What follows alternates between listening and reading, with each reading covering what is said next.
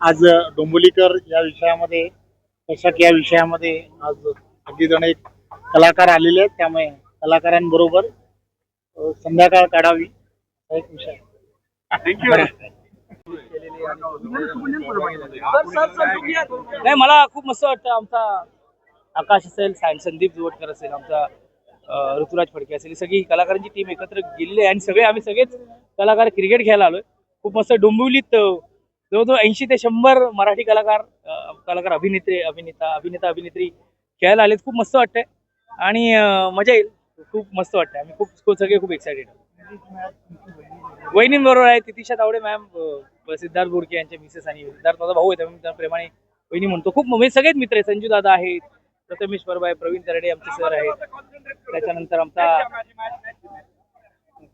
बरीच लोक आहेत. पण खेळायला खूप मजा येईल. हार्दिक आहे आमचा. कोण जिंकणार, कोण हरणार, काय तुम्हाला? मला असं वाटतं की क्रिकेट जिंकणार, आणि आम्ही याच्या कार्यक्रमाने सगळेच कलाकार खेळत असतो.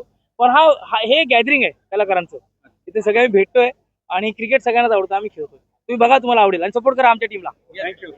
आणि मराठीचे सगळे लिजन्स, मातब्बर अभिनेत्री यांच्या नावाने संघ आहे. तर मी स्वर्गीय निळुपुले सरांच्या नावाचा संघ आहे माझा. तो प्रत्येक कलाकार त्या संघाचा आहे. ही खूप चांगली गोष्ट आहे.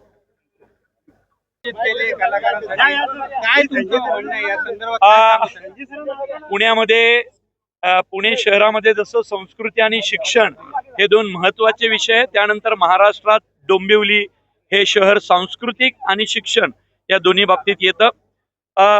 रवींद्र चव्हाण सरांनी ही स्पर्धा घेतली. या निमित्तानं खूप वर्षांनी एकत्र एवढे कलाकार 2 दिवस एकत्र राहणार आहेत.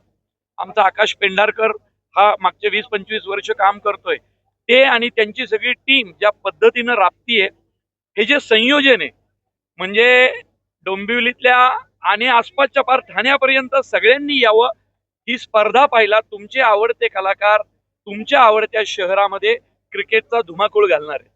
राजकीय आपण पाहिजे अशा प्रकारची ऍक्टिव्हिटी कलाकारांसाठी खूप सुंदर ऍक्टिव्हिटी आहे आणि कुठल्या शहरात होतीये ते पण खूप महत्वाचं असतं. कोण घेतंय हे महत्वाचं असतं. त्यामुळं सगळेच कलाकार, मुलं मुली आपापलं शूटिंग थांबवून मागचे 2 दिवस प्रॅक्टिस करतायत आणि 2 दिवस इथं राबतायत. आम्ही क्रिकेटचा प्रचंड आनंद घेणार आहोत आणि डोंबिवलीकरांच्या पाहुणचाराचाही आनंद घेणार आहोत, जो घेतोय. खरं तर अप्रतिम जेवण, अप्रतिम व्यवस्था, सगळी धमाल येते. थँक्यू.